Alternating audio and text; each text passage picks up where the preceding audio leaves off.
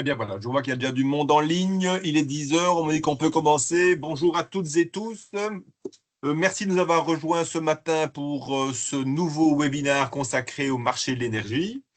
Donc nous nous sommes quittés le 28 du 2, 2 jours avant les premières frappes contre l'Iran. Et ben, nous aurions dû nous voir plus tôt parce que voilà, ce webinaire a incité en tout cas la fin des hostilités. Et comme vous l'avez entendu, comme moi je présume, un accord de paix a été signé hier soir et on pense que on est au niveau mondial probablement débarrassé de ce conflit. Alors on s'est quitté le 28 février. Il y avait toujours certaines menaces de taxes commerciales, d'une part, et d'autre part, une baisse des taux directeurs était attendue en 2026 en conséquence d'une légère désinflation. On va donc voir ce matin où on en est. Il y avait toujours bien entendu des tensions géopolitiques à l'époque. On parlait beaucoup du Venezuela, on parlait bien entendu de l'Iran et d'un conflit qui était imminent fin février. Il y avait toujours des tensions évidemment ou un conflit qui est toujours bien présent entre la Russie et l'Ukraine. Au niveau du pétrole, ben, on constatait que l'offre était correcte, était assez large, avec une demande assez faible. Donc ça permettait au prix du pétrole de se stabiliser. Olivier nous montrera immédiatement ce qu'il en est actuellement. Et si on regarde le gaz, ben on avait subi une période de froid intense fin janvier, donc les prix étaient assez tendus. On attendait avec beaucoup d'impatience de gros flux de gaz liquéfié américain pour venir inonder le marché. Et il y avait bien entendu un point important, un point d'attention important sur les stocks européens après l'hiver relativement rude qu'on avait connu. Et on savait qu'il y allait avoir une période de réinjection pour que ces stocks soient à nouveau à un niveau correct pour l'hiver 2026-2027. Enfin, au niveau de l'élec, on voyait le CO2 en diminution et on voyait qu'il pesait sur le prix de l'élec qui était elle aussi en diminution. Donc nous allons ce matin faire le point sur ces différents marchés à la lumière des dernières informations, des derniers développements. Et pour ce faire, alors, donc, nous allons, comme d'habitude, écouter les commentaires avisés de nos trois experts marchés. On va commencer par Olivier Gasnier, qui va, pour sa part, commenter la macroéconomie et le marché du pétrole. Il passera ensuite la parole à Cédric Vancailly, qui commentera, lui, le marché du gaz et le marché du charbon. Il nous a dit en préparation qu'il parlerait du charbon aujourd'hui. Et enfin, Luc Ruffier, lui, terminera les exposés en nous parlant de CO2 et de la partie marché électrique. Voilà. Donc, avant de passer la parole à mes collègues, je vous rappelle que vous avez un petit box Q&A, oui, en haut de vos écrans, dans lequel vous pouvez nous poser vos questions et nous y répondrons en fin de session. Voilà. Olivier, bonjour, et je te passe immédiatement la parole pour le premier chapitre. Merci Christophe, bonjour à tous. Donc, évidemment, les choses bougent beaucoup. D'ailleurs, vous allez voir que la présentation, les slides sont pas complètement mis à jour parce que ça a encore bougé cette nuit. On est en train de sortir de cette situation. C'est pratiquement 4 mois de crise, puisqu'on peut considérer probablement que le redémarrage du trafic dans le détroit d'Ormuz va quand même être relativement lent. Donc, on a eu une interruption quasi totale des flux, alors probablement un petit peu surestimée sur la fin, car on avait des informations selon lesquelles le trafic commençait un peu à reprendre. Ça a correspondu évidemment à une tension très forte sur les prix, des accès des pics de prix du Brent vers 120 dollars le baril et même un peu au-delà en journée, avant les cours de clôture qui sont représentés ici. Là maintenant, en fait, on est descendu sous les 80 dollars le baril. On a touché quasiment 77 dollars le baril ce matin. On est finalement maintenant, on va considérer qu'on est à peu près 5-7 dollars au-dessus des niveaux d'avant-guerre, Bon, ce qui a peut-être un peu exagéré parce qu'on avait quand même eu une augmentation auparavant qui prenait en compte le fait justement qu'une guerre pourrait se déclencher en Iran. Disons qu'on est moins de 20 dollars maintenant au-dessus des niveaux de début d'année, alors que on avait doublé ce prix à un certain moment. Voilà. Donc, on a un accord qui a été signé hier soir par Trump et également le président iranien. Il n'y a pas eu de rencontre, c'était attendu vendredi. On peut passer au slide suivant. Voilà. Merci. Alors, en fait, ça, c'était la version qui circulait selon des sources iraniennes qui n'avait pas été confirmée par les États-Unis. En fait, hier, il y a une version qui a recirculé, qui était complètement, enfin, qui correspondait complètement à ces points-là. Là, en fait, je crois qu'il n'y a que 12 points, il y en a 14 au total, mais il y a les principaux points. Disons que c'est un. Donc, en fait, ça ouvre, finalement, c'est un nouveau cessez-le-feu, ça ouvre une période de négociation de 60 jours. Et l'Iran et les États-Unis se sont engagés à réouvrir le détroit d'Ormuz, donc, puisqu'ils se bloquaient mutuellement dans un délai de 30 jours. Ça va prendre du temps parce qu'il faut déminer la zone, il faut donc sécuriser des couloirs de navigation, il faut que les compagnies maritimes soient complètement rassurées sur le fait que on peut circuler en toute sécurité. Donc tout ça va se faire de façon relativement lente. Alors moi, sur l'accord, quelques commentaires quand même. Moi, enfin, c'est vraiment mon opinion, mais je crois qu'elle est quand même largement partagée, y compris au sein du Parti républicain aux États-Unis, parce qu'il y a beaucoup de critiques sur cet accord, et quand on voit également les critiques qui émanent d'Israël de cet accord, on comprend quand même que la quasi-totalité des exigences de l'Iran ont été satisfaites par cet accord. Qu'est-ce que ça veut dire? Ça veut dire pas de remise en cause finalement du régime. Ça veut dire que l'influence de l'Iran dans la région, le support au Hezbollah, donc l'accord, il inclut en fait la guerre entre Israël et le Hezbollah au Liban. Donc ça, c'est très important. Les Houthis au Yémen et tout ça, c'est des points qui étaient notamment poussés par Israël pour que l'Iran ne puisse plus agir dans la région. Tout ça est écarté et même le programme de missiles, effectivement, il y a beaucoup d'installations militaires iraniennes qui ont été détruites, mais ça ne fait plus partie des discussions. C'est-à-dire que on ne va pas limiter maintenant la reconstitution d'un arsenal militaire iranien. En ce qui concerne le nucléaire, qui est un des points clés, pour l'instant, il n'y a pas d'engagement de l'Iran au-delà du fait qu'il ne cherche pas à obtenir la bombe atomique, mais ça a toujours été le discours officiel. Le discours officiel, attention, hein, je ne suis pas en train de dire que c'était dans les faits ce qui se passait, mais en tout cas, on ne va pas au-delà de ça pour le moment, et il y a toute la question du stock d'uranium enrichi, qu'est-ce qui va devenir, etc. Tout ça va être discuté, c'est-à-dire qu'il n'y a pas de. Pour l'instant, il y a aucun accord concret là-dessus, sur le fait, par exemple, qu'ils transmettraient leur stock d'uranium aux États-Unis ou à un autre trop pays. En ce qui concerne le détroit d'Ormuz, l'Iran s'est engagé à ne pas prélever en fait, de taxes sur le passage du détroit d'Ormuz pendant la période de négociation, mais a bien l'intention de le faire ensuite. C'est-à-dire que là, ils ont montré au monde entier qu'ils pouvaient bloquer le détroit d'Ormuz, et donc probablement ensuite ils en tireront bénéfice, c'est tout à fait probable. Et comme il y a un engagement de retrait des troupes américaines de la région pendant la période de négociation, ça veut dire que ça rend très très peu probable, très peu crédible en fait une reprise des hostilités une fois que en fait tout le monde sera reparti. Quoi encore? Lever des sanctions, ça va se faire immédiatement. Et puis ensuite, déblocage des actifs qui étaient gelés à l'étranger, notamment au Qatar. C'est pour ça que le Qatar a pris part aux discussions très activement ces derniers jours. Et ça se fera selon l'avancée des négociations. Mais vous voyez qu'en fait, tout va un peu dans le même sens, c'est-à-dire qu'il y a quand même, à part le fait que l'Iran, effectivement, va rouvrir le détroit d'Ormuz, il y a relativement peu de contraintes, en fait, qui sont établi à Iran et par rapport à la situation initiale, on se retrouve finalement plus dans une situation qui est absolument pas améliorée par rapport au début. Donc ça, c'est quand même un point très très important. Alors, on va donc passer à marché du pétrole proprement dit, avec le slide suivant, qui... ouais, non, c'est pas celui-ci. Ah oui, c'est celui-ci, pardon. Oui, oui. Pardon, excuse-moi, c'est dingue.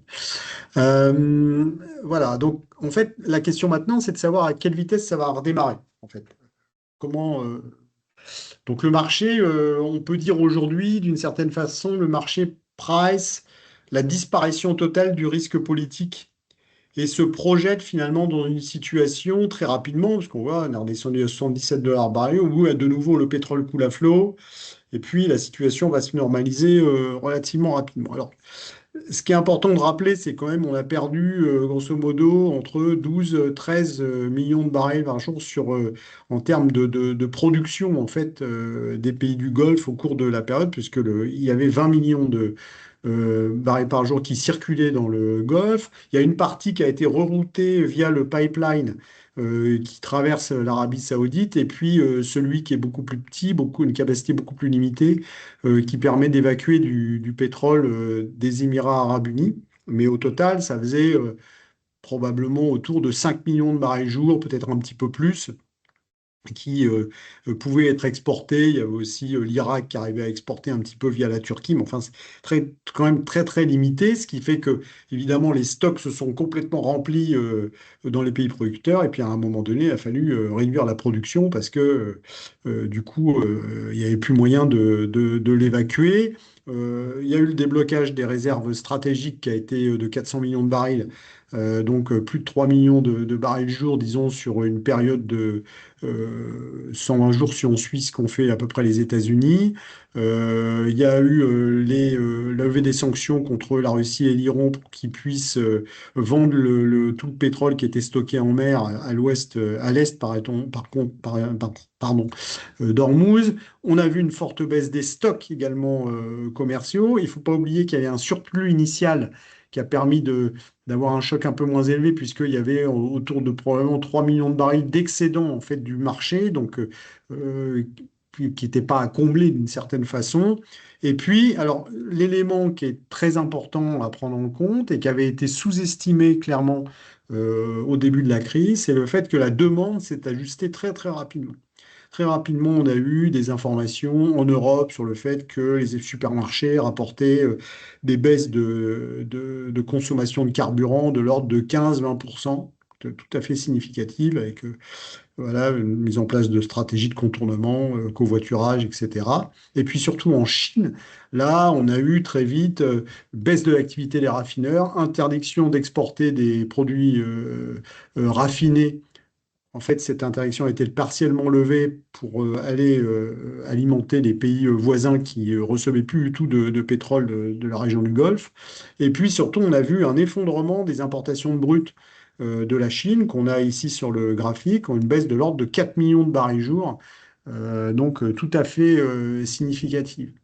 Et donc, ça a conduit finalement, même avant la signature du deal, à ce qu'on ait un scénario qui était moins négatif dans le sens où finalement, la demande s'ajustant très vite et puis on trouvait des stratégies de contournement, le marché pouvait se rééquilibrer plus rapidement qu'on l'avait attendu. Alors, on voit j'ai repris, là, j'ai changé le tableau que j'avais présenté en début de semaine pour ceux qui ont assisté au webinaire EnergyScan, à partir des données qui ont été publiées par l'IEA hier, et notamment les prévisions sur 2027, mais on a à peu près voilà, le même type d'évolution, c'est-à-dire qu'on a un gros déficit, ce qu'on voyait sur la ligne stock en fait, qui apparaît à partir du deuxième trimestre, manque de production malgré la baisse de la demande, et puis ensuite des choses qui commencent à se renormaliser et donc un marché qui reviendrait presque à l'équilibre au troisième trimestre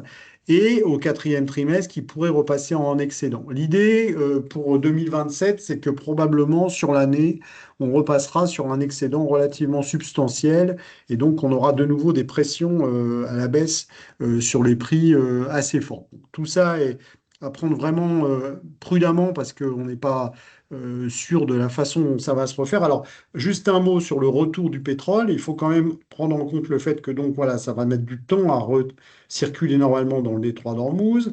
Donc il y a des pétroliers qui attendent effectivement pour entrer. Il y a tous ceux qui doivent sortir, aller sur leur lieu de destination. Ça va prendre 2, 3 semaines, peut-être plus.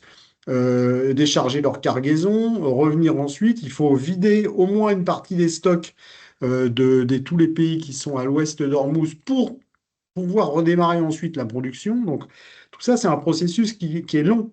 Hein. On envisage déjà, en plus, il y a eu des dégâts sur les infrastructures. Je voyais par exemple Goldman Sachs, quand on envisage maintenant un retour relativement rapide du trafic, mais qui dit, bon, de toute façon, on sera, si vous projetez, mettons, fin juillet, maximum à 70% du trafic antérieur. On est assez d'accord sur le fait que probablement on ne retrouvera pas un niveau normal de trafic avant la toute fin d'année, voire 2027. Donc ça, c'est quand même un point important.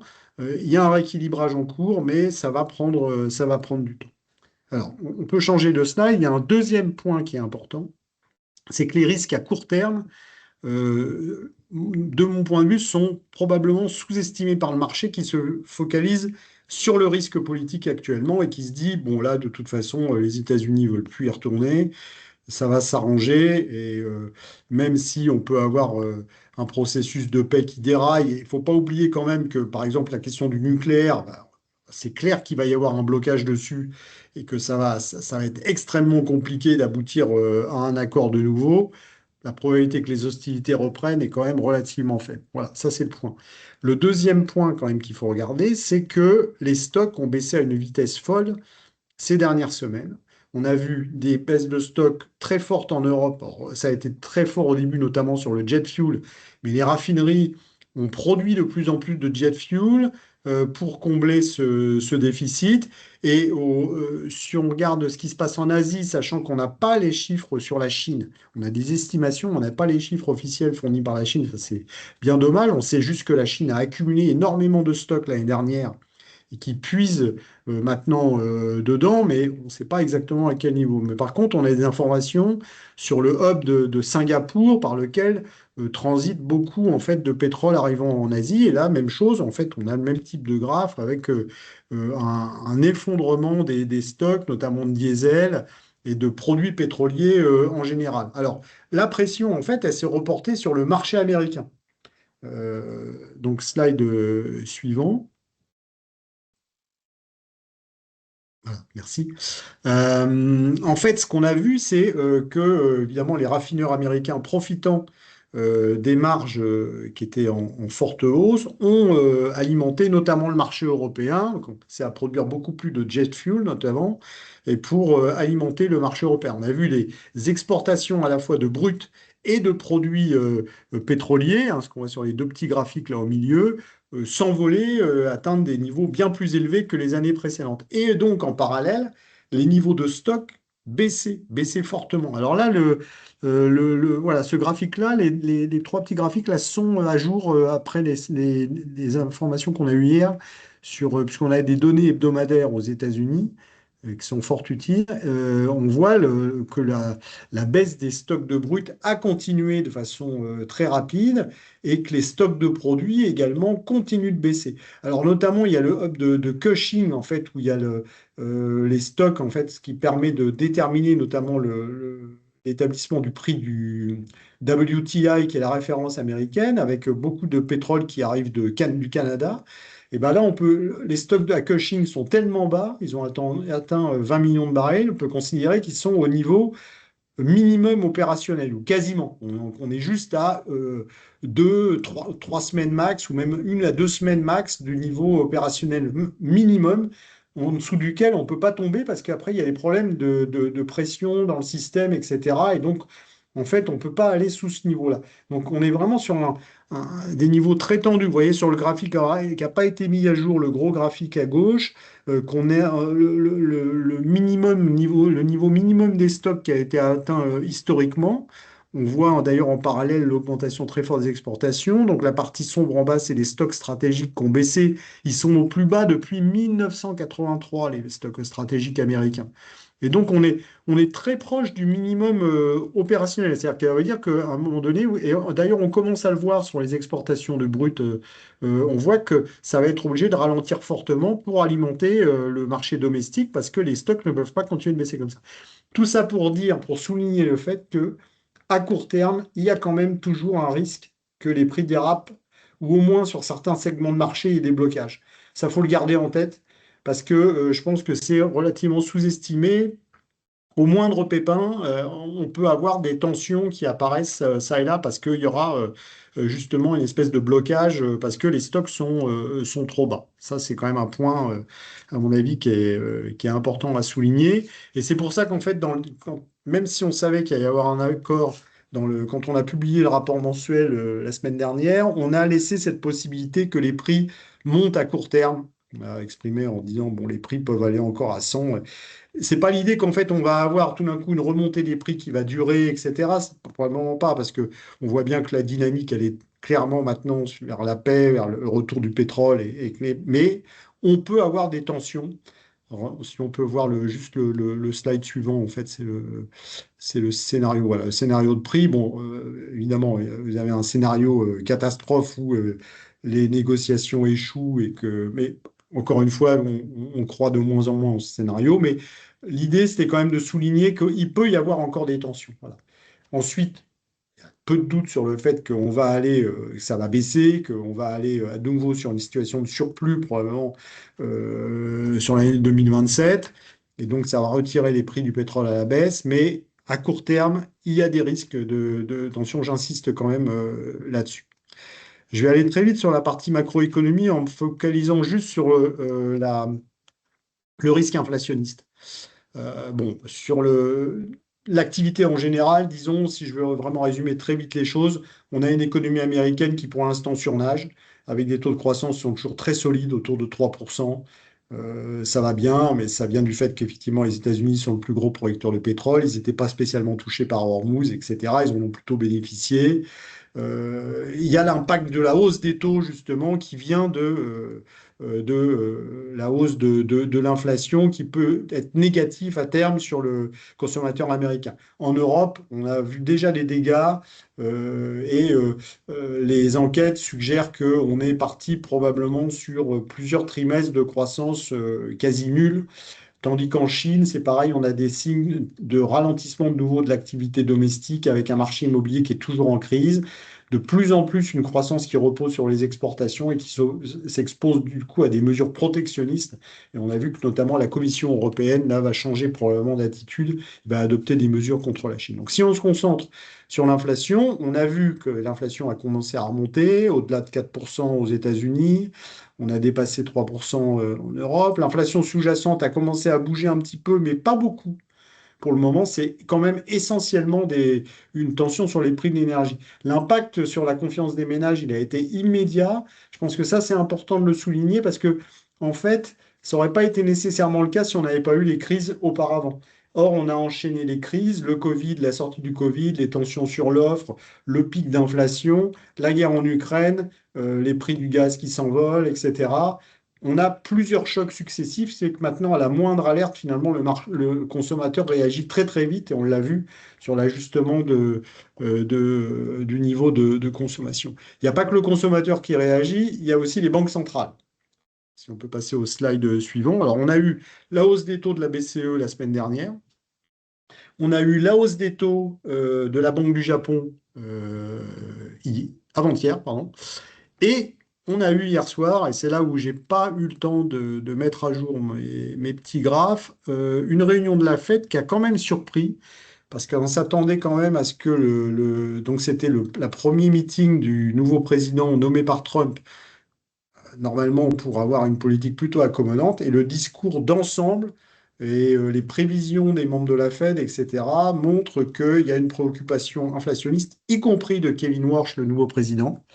Et les anticipations de hausse de taux ont considérablement remonté. C'est-à-dire que maintenant, le marché, qui anticipait même plus une hausse de taux, du coup, ces derniers jours avec la baisse des prix du pétrole, l'anticipe dès le mois d'octobre, voire le mois de septembre, avec une probabilité de 80%. Donc, ça veut dire que le petit graphique du milieu, là, en fait, le taux, il est déjà remonté au-delà de 4% sur ce qui est attendu en fin d'année. Et puis, bah, évidemment, il y a toujours une pression à la hausse un peu lancinante sur les taux longs qui a des répercussions sur le coût du crédit, sur l'immobilier, etc. Donc, ça aussi, c'est un point qu'il faut garder à l'esprit. Comme en fait l'inflation va continuer d'augmenter parce qu'il y a de l'inflation dans le pipe, si on veut dire, avec la hausse des prix à la production, etc., et que ça va continuer de... Bah, probablement, en fait, les banques centrales vont continuer d'augmenter un petit peu leurs taux. Et ça va contribuer à freiner un peu plus l'activité. Il ne va pas y avoir un redémarrage immédiat parce que le prix du pétrole a baissé. Je crois qu'on a un dernier slide montrant des prévisions de croissance. Je dirais par rapport à ce qu'on avait diffusé dans le rapport mensuel, il faut considérer que c'est vraiment un minimum maintenant parce que je pense que l'horizon se dégage quand même. Les perspectives d'inflation vont être révisées à la baisse. Donc les banques centrales, je vous le disais, peuvent encore réagir, mais ça devrait s'arrêter relativement vite. Et donc, a priori, on peut avoir un peu plus de croissance, notamment en Europe, en 2027. Ce ne sera pas une mauvaise nouvelle. Donc, il faut considérer que... Mais sur le message, je pense que 2027 ne sera pas meilleur que 2026 parce que vous aurez une dynamique qui aura été quand même assez négative en fin d'année enfin tout au long de l'année 2026, peut-être un petit peu meilleur en toute fin d'année, et donc ça vous mettra en fait à une année 2027 sur des rails un peu chahuté, sur une trajectoire un peu chahutée et que en fait la performance sera pas terrible. Donc on aura eu finalement au total probablement pas de catastrophe économique liée à cet énorme choc pétrolier quand même. Hein. En termes d'impact, c'est absolument énorme. C'est probablement 1,5 milliard de barils qui vont avoir disparu du marché à cause de cette crise, à cause du blocage du détroit d'Ormuz. Mais quand même 2 années de croissance très faibles au niveau mondial avec l'économie américaine qui s'en sort pas si mal. Voilà, je passe la parole à Merci, Cédric peut-être. merci Olivier pour cette présentation très claire, hein. C'est la base de tout depuis 4 mois, impactant le gaz, etc. Donc, moi, je vais vous donner un point de vue un peu différent et n'hésitez pas de poser vos questions, un point de vue différent dans le sens que je démarre avec quelque chose d'inhabituel. C'est les volumes d'OTC, ce qui est traité sur les plateformes de gaz mentionnées ici, notamment le TTF. À ce moment-là, vous voyez les autres plateformes aussi. Historiquement, jusqu'au mois d'avril, pour vous indiquer qu'il y a eu un volume assez important qui a été traité. C'est des volumes physiques, donc c'est pas la partie financière. Mais ce qui nous a frappé, naturellement, c'est la chute de ces volumes traités. Au fait, l'industriel, l'acheteur, même le vendeur, sont tombés dans un mode d'attente jusqu'à ce moment précis pour ne pas prendre la mauvaise décision du jour, voilà, on achète et juste après, c'était imminent qu'on allait avoir la solution. Au début, surtout, c'était très incertain. On se rappelle, il y a eu de la panique, etc. dans le mois de mars. Et puis après, quand la couverture de l'industriel s'est faite, il y a eu ce mode d'attente qui s'est fait. Donc, on a eu une forte chute des volumes traité, et c'est d'ailleurs aussi même encore plus en électricité, hein, donc, mais en gaz. Juste pour l'anecdote, ce graphique montre que le TTF est devenu quand même le plus liquide et le volume le plus traité en Europe. De là, mais on a naturellement aussi le Zeebrugge qui va venir, qui est en essor et qui deviendra et qui est déjà bien liquide et qui est bien connecté avec l'Angleterre néanmoins qui fait que voilà, ça devient un hub très important pour l'avenir de vos contrats. Donc, en ce qui concerne la liquidité, etc. On voit une liquidité qui s'améliore. Déjà maintenant cette semaine, au fait, les volumes sont revenus. Ça va prendre un peu de temps, néanmoins, hein, donc les bidasques, etc. Donc on vont être plus serrés. Donc on parle d'un prix qui est très important pour la valeur spot, month, trimestre, Q3, par rapport à l'hiver. Pourquoi? Parce que il faut que ça vaille la peine de mettre du gaz en stock, d'acheter aujourd'hui le spot et de faire son bénéfice déjà rien qu'à l'écran. Tant que c'est pas le cas, tant qu'on n'a pas plus de gaz venant du Golfe, du Persique, etc., on a besoin d'avoir un prix qui chute, hein. Donc ça va nous aider pour augmenter les stocks. Aujourd'hui, on voit que l'hiver est encore toujours moins élevé que le Q3 et dès que c'est le cas, on verra les stocks qui vont encore monter davantage. Hein, les stocks aujourd'hui, ils sont moins élevés que l'année passée. Je crois qu'on est tous au courant. Ça monte petit à petit, mais quand la courbe de prix sera meilleure, avec la chute des prix, notamment sur le spot month trimestre, ça va aider énormément à augmenter les stocks, façon de parler, au point de vue profit pour ceux qui travaillent dans ce monde-là. Ce qui va nous aider, c'est l'apport norvégien. C'est vraiment presque le baseload, on pourrait dire, de l'Europe, avec ici et là des maintenances. Mais cette année, la maintenance est prévue beaucoup moins importante. On l'avait prévenu déjà juste avant la guerre. L'année passée ou les années d'avant, au mois de septembre, on connaissait une forte maintenance. Cette année, le planning de la Norvège est maintenu.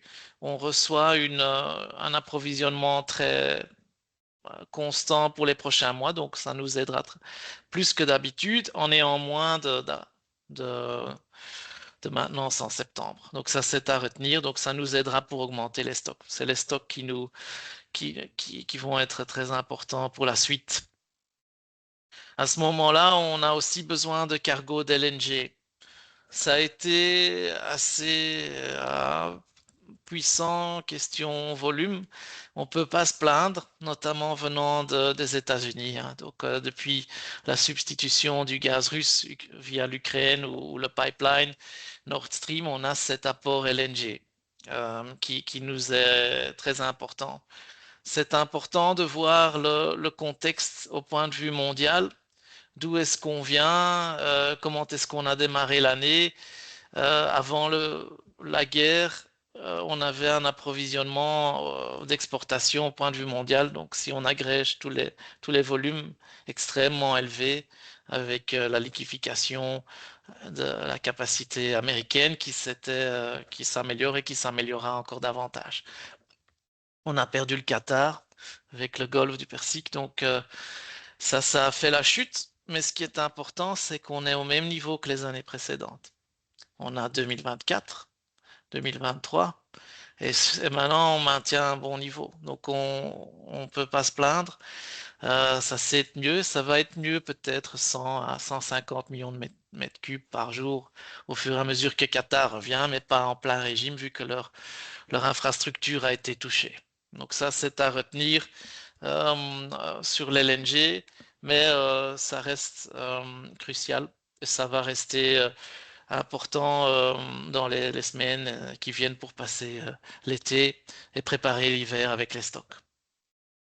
Ensuite, on l'avait annoncé, on a le charbon qui est au fait indirectement euh, ce qui impacte le gaz aussi, vu que c'est la Chine a su diminuer sa consommation de pétrole, façon de parler, mais ils ont utilisé plus de charbon. Le charbon étant stratégique avec des centrales au charbon pour l'électricité naturellement. Et donc le prix a quand même été assez volatile en fonction des mesures de sécurité qu'il y a eu il y a quelques semaines. Déjà, le prix s'est un peu affolé parce qu'il y avait eu des fatalités dans une mine de charbon en Chine avec 90 personnes qui sont décédées malheureusement. Et depuis lors, le plan de sécurité qui a dû se mettre en place avec moins de production, mais néanmoins, on voit que ça commence à chuter aussi avec le pétrole et la production qui augmente après les mesures de sécurité. Donc, la raison pour laquelle on parle de ce charbon, c'est que bon, s'il y a une substitution, il y a plus de charbon qui est utilisé, ça rend le marché du gaz moins tendu. L'Asie utilise du charbon avec d'autres sources comme le nucléaire. Donc, le renouvelable naturellement. Mais donc, le charbon nous a aidés à ce niveau-là. Euh, la- L'aspect dont on doit toujours parler dans le marché du gaz de plus en plus, c'est la position nette des spéculateurs sur le TTF, notamment les fonds d'investissement basés à New York. On les voit traiter après 15 heures, 9h, 9h30 là-bas. Et donc, il y a une légère position à la baisse avec les derniers événements, mais on ne peut pas encore parler du dumping qui se met en place. Ça va venir, hein. On ne sait pas, c'est spéculé sur les spéculateurs, mais il faut du dumping pour que le prix se maintienne dans les trentaines pour le spot month quarter, pour qu'on ait un espèce de contango qui stimule le stock. Donc, ce qui est crucial dans l'affaire, c'est de suivre les spéculateurs et ça, à un moment donné, ils peuvent dumper s'ils veulent prendre leurs bénéfices ou on ne sait pas très bien comment ils gèrent. S'ils ont aussi des gains sur l'LNG, bon, ça c'est autre chose. Mais ici, il faudrait qu'ils dumpent et là, c'est toujours incertain. On peut discuter en interne chez NJ là-dessus, mais c'est de la spéculation sur les spéculateurs. Donc moi, j'arrive à la fin de ma présentation. Je vais vite faire un petit résumé qui takeaway, comme on appelle. Euh, donc, on a vu qu'il y a quand même eu une limite dans la liquidité qui doit revenir, aussi bien du vendeur, de l'acheteur, avec le fait que le mois d'avril et mai était vraiment, il y avait un wait and see de la part de l'industriel notamment. Et puis maintenant, on verra plus d'activité. Ça va amener la liquidité, surtout les hubs, c'est Bruges, TTF naturellement. On a quand même un peu un danger au point de vue stock, hein. Donc là, il faut garder son œil dessus, il faut pas être trop euphorique. Faut non plus pas se précipiter. Des transactions peuvent se faire jusqu'à 2030. Façon de parler aujourd'hui, petit à petit, couvrir votre exposition n'est pas inutile, mais bon, ça peut encore bien se passer, en d'autres termes, avec le stock qui monte grâce à la Norvège, qui est vraiment un stabilisateur à travers l'année et encore plus cette année pour le mois de septembre. L'LNG a quand même été soutenu. On a eu notre apport. Il n'y a pas eu de problème structurel, hein. On a su continuer nos activités, sauf que le stock était, est au plus bas. Et donc le charbon, c'est critique, stratégique pour l'Asie. On a eu autour de la sécurité des situations un peu difficiles, naturellement, ou très difficiles. Mais bon, ils vont passer avec le charbon l'hiver aussi, ce qui nous aidera. Et on a besoin, en dernier lieu, des spéculateurs. On les suit, qui vendent leur exposition. Ça nous aidera certainement.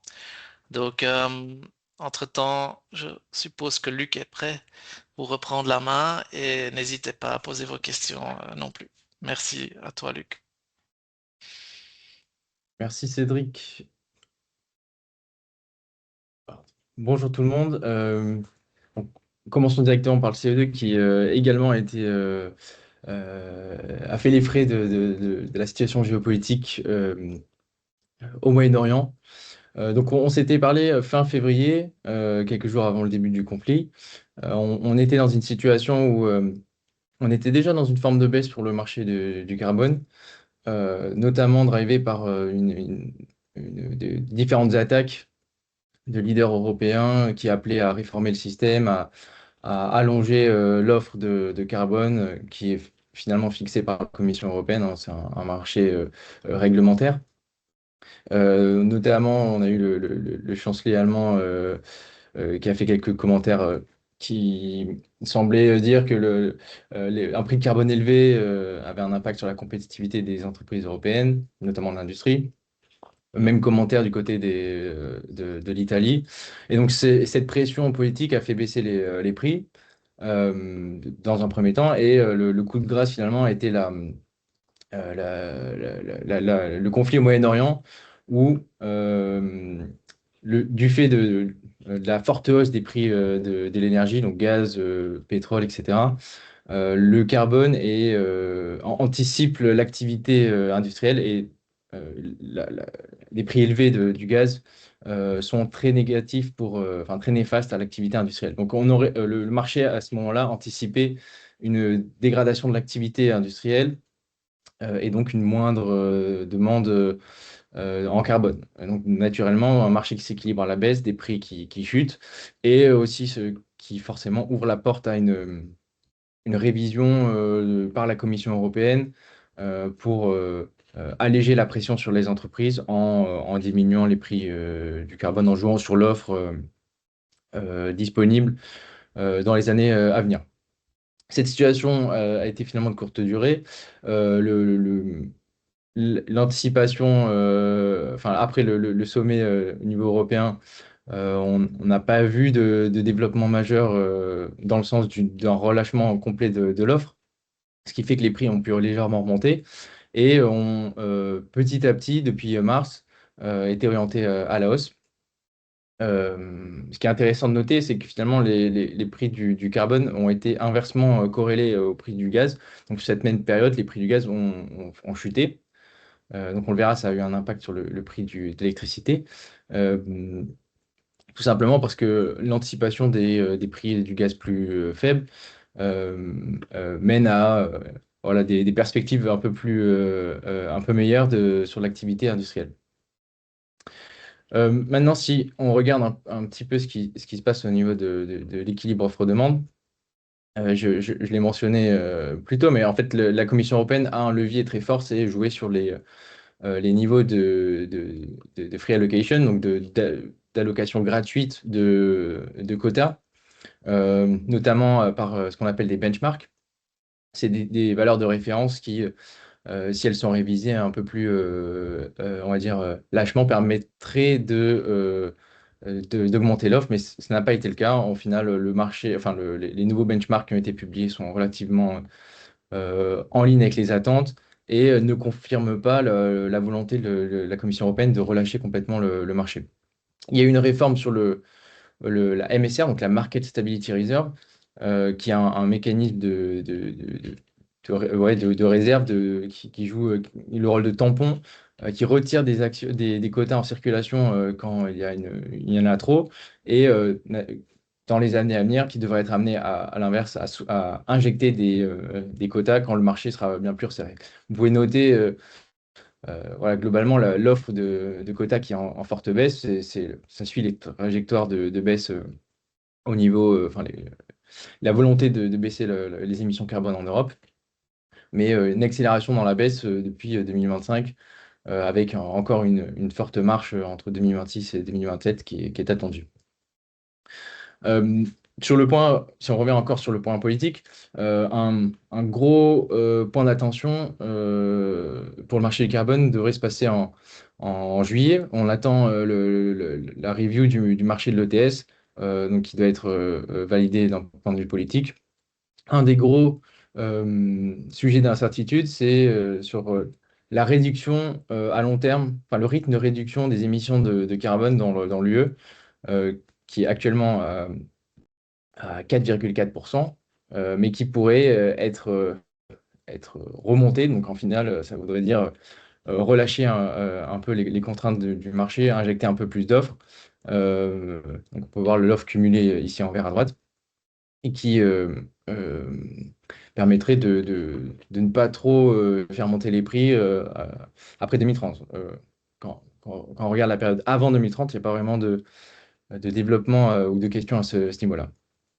Et d'un point de vue politique, la situation est assez partagée. Il n'y a pas vraiment de majorité claire sur solution serait adoptée, s'il y a vraiment une réforme ou pas. Donc c'est clairement un point de forte incertitude qu'il faudra suivre avec attention ce mois de juillet. Bon, voilà, j'en parlais à l'instant, mais la corrélation inverse entre le marché du carbone et du pétrole, par exemple. Si on regarde de l'autre côté, côté demande plutôt que de l'offre, euh, on peut voir les émissions du marché, enfin du secteur de la production électrique en forte baisse, légèrement soutenue en mai, puisqu'on a eu un mois avec une plus forte demande, une première phase assez froide, la fin du mois qui a été à l'inverse assez demandeuse en termes de production à partir de centrales thermiques et un léger déficit de vent. Donc on a voilà, ce petit sursaut, mais globalement, la transition énergétique fait qu'on va de moins en moins émettre de carbone du secteur des émissions. À l'inverse, un secteur qui est tout à fait dynamique, c'est bon, c'est 10 fois plus faible en termes d'émissions hein, que par rapport au secteur de la production électrique, mais tout de même en croissance, c'est l'aviation qui continue de croître et dont la fin des quotas gratuits fait qu'il y aura plus de demandes de ce secteur sur le marché de l'ETS. Finalement, dernière slide pour conclure sur le carbone. La situation politique actuelle ne confirme pas le relâchement de l'offre qui a été attendue début d'année 2026. Donc, on reste dans une situation qui devrait être relativement tendue sur cette année et l'année suivante. Donc, un déficit au niveau de la balance ici à droite, qui naturellement devrait mener à une hausse des prix du carbone à plus long terme. Et cette hausse, vous pouvez voir qu'elle est enfin, il est attendu elle soit prolongée, notamment parce que il y a, la tension sur le marché du carbone devrait perdurer sur les prochaines années. Donc, un marché voilà, du carbone qui est résolument orienté à la hausse. Passons au marché de l'électricité qui lui aussi a été euh, très influencé par la guerre au Moyen-Orient. D'un point de vue global, la demande repart légèrement par rapport à 2025.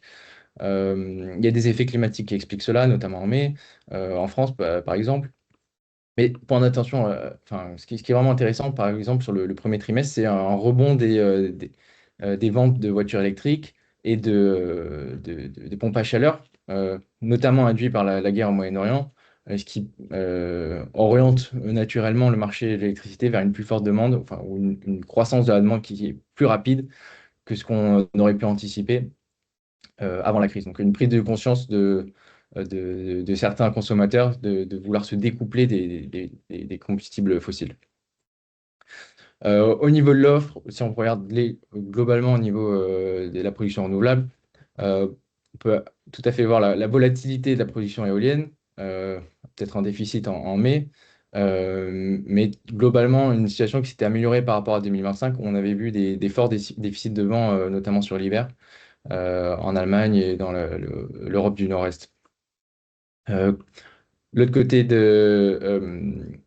du renouvelable, on va dire, c'est le solaire. Vous pouvez voir que finalement, fin mai, on a atteint des niveaux records, jamais vus même au pic de l'année précédente, explicable par une hausse continue des capacités de production solaire. On installe en ordre de grandeur environ 1 giga en Espagne ou en Allemagne par mois. Donc c'est tout à fait significatif. Euh, et des conditions exceptionnelles d'irradiance qui ont voilà, permis de produire près de 1400 gigawattheures par jour. Donc, ça pose un autre problème puisque ces gigawattheures sont produits sur uniquement les heures solaires, donc en journée. On a très forte production en journée et la nuit ou en soirée, voilà, des centrales qui doivent redémarrer. Un point justement pour illustrer cette peut-être suroffre qui se matérialise au niveau solaire, c'est le 1er mai, un jour qui était férié dans une bonne partie de l'Europe, donc une faible demande des commerces et globalement des ménages, couplé à une situation climatique assez particulière, une forte irradiance sur tous les pays, tout le bloc européen au niveau continental. Et donc, cette situation de suroffre, on a trop de production, les prix sont tirés vers le bas, et on a notamment atteint le plateau la borne basse de moins 500 euros par mégawattheure, ce qui est très rare, et surtout qui mène à un abaissement de ce plateau à moins 600 euros par mégawattheure, qui est en place depuis fin mai, mais qui n'a pas été depuis visité à nouveau. Une des raisons de ce resserrement en fait depuis fin mai du marché, c'est notamment au niveau de la situation hydrologique. Contrairement aux années précédentes, notamment 2024 ou 2025, on est dans une situation un peu plus tendue, avec moins de réserves en eau, euh, et surtout un déficit de précipitation sur les mois du printemps, qui mène à une production assez réduite au niveau hydrologique. L'Espagne fait toujours exception, mais voilà, on est dans une forme de normalisation. Les derniers points non présentés ici montrent une légère baisse. Vous pouvez voir ici à gauche, par exemple, la production hydraulique hebdomadaire. Globalement, en 2026, on a quasiment un mois d'avance sur 2025, et encore plus par rapport à la moyenne historique. Donc ça, c'est un problème assez significatif, parce que la production hydraulique pour l'été est importante, enfin, est nécessaire, et surtout, elle peut avoir un impact sur non pas la production en soi, mais ce qui se passe en aval, donc dans les centrales nucléaires qui utilisent l'eau des rivières pour le refroidissement. Ces centrales doivent respecter des limites en température au niveau de la rivière, ou des limites en débit. Elles ne peuvent pas produire si ces limites sont dépassées, et donc on est amené parfois à avoir des périodes de curtailment sur ces centrales. Un épisode assez marqué, c'était en 2019, avec plus de 6 gigawatts de puissance coupée, notamment voilà, sur les réacteurs présents sur le Rhône ou la Garonne. Et donc ça a amené un rallye notamment sur les prix français, pour les maturités électriques du début d'été, et qui finalement devrait perdurer jusqu'à septembre, surtout le Q3, puisque cette situation hydrologique, vous pouvez le voir à gauche, est très rare, s'améliore très rarement au cours de l'été, à moins d'avoir voilà, un été exceptionnellement pluvieux. Si on regarde maintenant un peu plus loin sur la courbe, vous pouvez voir ici le graphique au centre, les prix à terme pour l'année 2027. Donc un fort décollage des prix du fait de la guerre au Moyen-Orient, même des pays enfin, globalement plus isolés du fait de leur forte production bas carbone, mais avec une amplitude moindre. Et depuis, finalement, un, comment dire, un décalage progressif vers le haut, quand même, depuis avril, avec notamment un support lié au prix du carbone, qui ont continué de monter, alors que les prix du gaz étaient soit stables, soit légèrement orientés à la baisse. Bon, depuis, clairement, ce début de semaine, on est dans une forme de baisse à nouveau, qui impacte notamment les pays qui sont fortement dépendants des combustibles fossiles, donc l'Italie, l'Allemagne, Pays-Bas, Belgique, etc. Intéressant de noter ici que la Belgique aussi s'est décorrélée un petit peu des pays de ses proches voisins, malgré le fait que ces centrales nucléaires soient complètement à l'arrêt cet été, jusqu'à la fin de l'hiver, puisque les deux réacteurs restants sont en maintenance pour voilà, préparer la suite de leur extension à 10 ans, et puis qui devrait redémarrer normalement sans problème cette fin d'année. Et pour conclure, voilà, si on regarde encore plus loin sur la courbe à terme, donc les prix de ce début de semaine, on a toujours cette forte décroissance des prix à terme, plus on s'éloigne dans l'horizon, avec notamment drivé par la baisse du prix du gaz, donc le clean gas cost, ce qu'on appelle, et voilà, un premium qui est lié à ça, à l'avant de la courbe.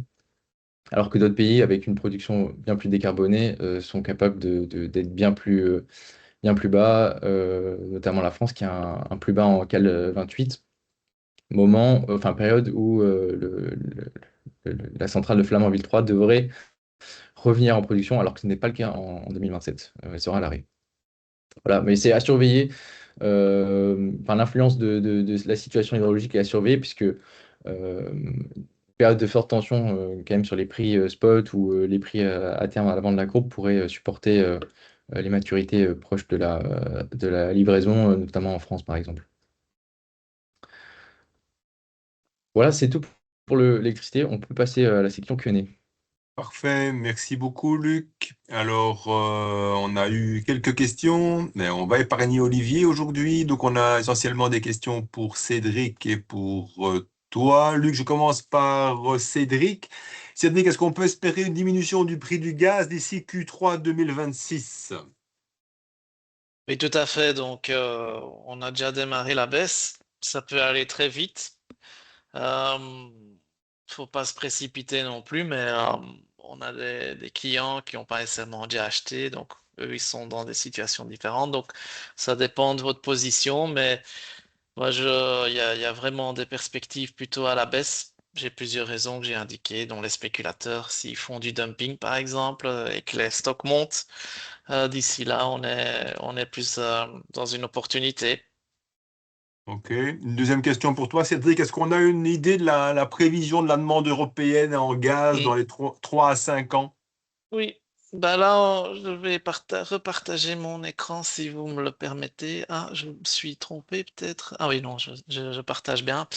Ne tenez pas compte ici de ce pic parce que dans l'historique, c'est pas correct. Mais ici, vous voyez la demande européenne en gaz. Donc, ça peut aller de 2000 millions de mètres cubes par jour à 500 millions de mètres cubes par jour. Donc, la saisonnalité va rester naturellement, hein. Et là, on aura des fois des pics qui passent en quelques mois ou semaines, je devrais dire, de 1000 à 2000. Donc, ça peut doubler. Ça va rester aussi. Ça, c'est la météo. Ça, c'est la saisonnalité. Ce qui est sous-jacent à cette demande, c'est l'activité économique dont Olivier a parlé. On n'est pas nécessairement parti sur une croissance, euh, mais légère quand même sur les 3 à 5 ans. Donc ça nous donne déjà une clé pour comprendre si la demande va monter, probablement. Une autre clé, c'est tout ce qui est renouvelable. On a beaucoup de renouvelables, mais on n'a pas toujours à toutes les heures le renouvelable qu'on veut. Donc, on a besoin des centrales au gaz, dont en Belgique, on en a construit une, Flémal, qui va nous aider à répondre à la demande, surtout le soir quand on n'a pas de vent. Donc là, on reste sur cette demande. Et puis, on a naturellement aussi la substitution de production européenne vers des pays où ils utilisent des prix de gaz pour tout ce qui est engrais, etc. dans leur production. Ça peut changer et des fois passer aux États-Unis. Donc, mais légèrement à la hausse, je dirais. On est plus efficace dans notre utilisation de gaz, mais c'est pas non plus qu'on va voir 3 millions de mètres cubes en une journée des fois, ou qu'on va passer en dessous des 500, beaucoup plus. Donc, ça restera dans le même genre, cette évolution, avec une légère hausse des fois à cause de la croissance économique. Voilà la réponse. Parfait. Pas facile à donner, pour être honnête. Parfait, Voilà. mais c'est une très bonne réponse et très éclairante. Cédric, merci beaucoup. Merci. Luc, peut-être du court terme maintenant, hein. Donc, on sait que depuis de nombreuses années, on a beaucoup d'heures négatives liées à la production renouvelable. Est-ce qu'on attend une croissance ou une baisse de ce nombre d'heures de prix négatifs en 2026, compte tenu peut-être du développement des batteries, par exemple? Alors sur l'année 2026, quand on regarde les chiffres à date, donc en comparant la même période par rapport aux années précédentes, on est déjà en avance sur le 2025 par exemple, mais avec un rythme qui n'est pas non plus exponentiel de croissance. Donc on voit qu'il y a que le marché quand même s'équilibre. On voit énormément de curtailment de production solaire. Par exemple, c'est ce qui a motivé euh, EDF, obligation d'achat en France, enfin, en suivant les recommandations de la CRE, donc le régulateur français, à réduire euh, l'offre quand les prix passent trop sous zéro. Donc on perd 5, enfin non, plus de 7 gigawatts de puissance sur cette Ok, heure. Donc ce qui réduit finalement pas forcément le nombre d'heures, mais le nombre la d'heures très profondeur. négatives, D'accord. voilà, la profondeur. Voilà. Les Ok. batteries nécessairement devraient améliorer les choses, puisque on peut le voir au Mhm. Royaume-Uni, les batteries, quand il y en a avec beaucoup de volume, ce qui devrait être le cas dans les années à venir, permet d'équilibrer plus facilement le système. Ouais. Top. Dernière question pour toi. Donc, on a vu l'impact effectivement du CO2 sur le prix de l'élec. Tu as parlé de décision au Parlement européen ici en juillet. Tu as parlé d'un 3,4%. Est-ce que tu Oui, pourrais réexpliquer un petit peu c'est comment ces décisions pourraient impacter le prix du CO2 et celui de l'élec? donc ce pourcentage, c'est le LRF, le Linear Reduction Factor, qui en fait, en français, c'est le rythme de réduction annuel du cap de l'offre de carbone. Donc en fait, ça décrit, simplement, ça veut dire que chaque année, on doit réduire de 4%, 4,4% l'offre mise en circulation au marché carbone. Ça, c'est dans la réglementation européenne. Maintenant, voilà, il y a des discussions sur est-ce qu'on on diminue pas ce rythme de réduction pour finalement alléger la pression sur le marché finalement de façon implicite, ça permet de remettre un peu d'offres dans le marché sur les années bon, après C'est ça. 2030. Ça pourrait donner un peu Et donc, d'oxygène au marché carbone. voilà, et ça permettrait d'éviter un marché qui peut-être s'emballe ou voilà, avoir une pression un peu baissière sur le marché du carbone. Parfait. Merci beaucoup, Luc. Merci pour vos questions. Merci, messieurs, pour vos commentaires. J'espère en tout cas que ce webinaire a répondu à vos attentes. Vous recevrez dans les prochains jours un email avec son enregistrement. N'hésitez pas à le partager avec vos collègues ou amis qui pourraient être intéressés par ce sujet. N'oubliez pas que vous pouvez nous suivre aussi sur notre page LinkedIn donc consacrée au marché de l'énergie. Vous avez le QR code qui s'affiche en ce moment à l'écran. Et bien pour le reste, il me reste à vous remercier une fois encore pour votre présence nombreuse et à vous donner rendez-vous probablement. Donc, on n'a pas fixé de date encore, mais ce sera après l'été. Donc, plus que probablement en septembre, vous recevrez bien entendu une invitation pour vous inscrire à notre prochaine session. Voilà, très bonne journée à toutes et à tous et buvez beaucoup d'eau, il va faire chaud aujourd'hui. Au Merci, au revoir. revoir.